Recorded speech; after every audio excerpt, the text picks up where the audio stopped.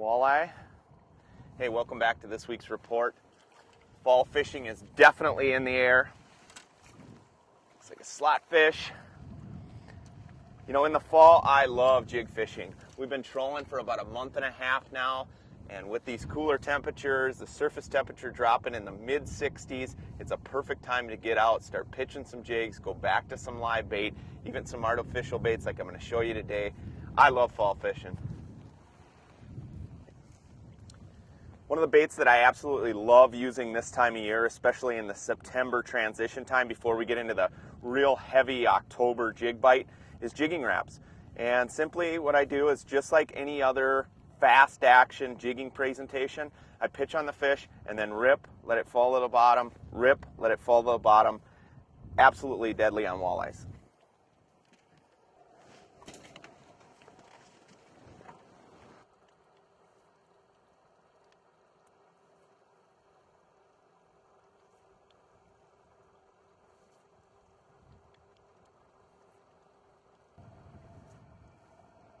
The key part to fishing these jigging wraps or puppet minnows is you want it to go all the way to the bottom, hit the bottom momentarily before you rip it. You know, I'll just walk it right back to the boat. There's one. Didn't take long. I like fast action fishing. You know, surface temps are still 65 degrees, so these fish are really aggressive. So you can fish these baits pretty fast. Another halfway decent walleye. Look at this though. This is what I love about fall fishing. What a fat fish. They really start to put on weight this time of year. They'll come up into these rocks. Look at the belly on that thing. They'll come up into these rocks and feed like crazy.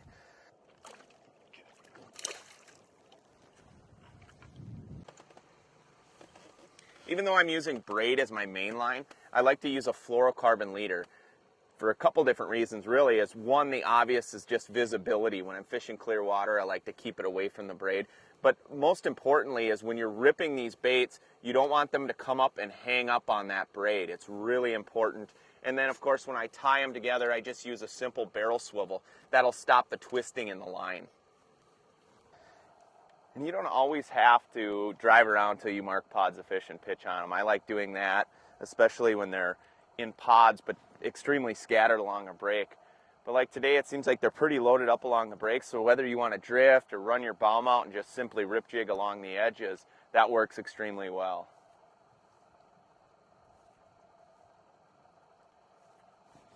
There's one right there.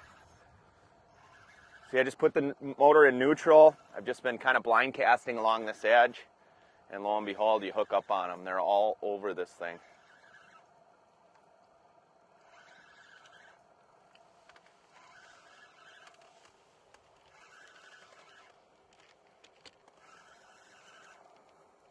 Man, I love it when that surface temp starts dropping below 65. They really get aggressive. Even some of these smaller fish fight like crazy. Ooh, decent walleye.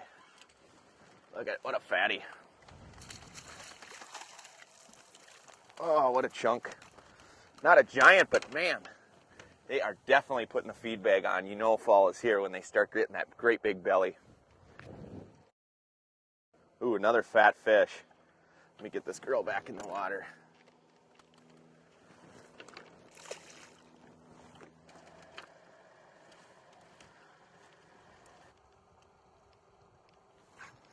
That one hit it on the fall. That's why I love using braid. It's so important to use braid with any type of rip jigging technique, but especially this one. I felt that fish hit on the drop. That's something you wouldn't feel with monofilament.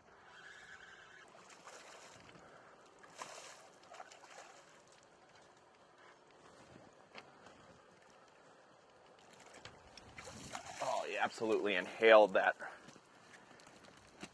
Look at that. Look at that bait. Absolutely inhaled that sucker. You know, presentations are working. Any type of presentation, when they're inhaling those baits, love to see that. That's just one type of jigging technique that I do in the fall. It works great this time of year when you're kind of in transition between the live bait bite and the crankbait bite we've experienced over the last month here.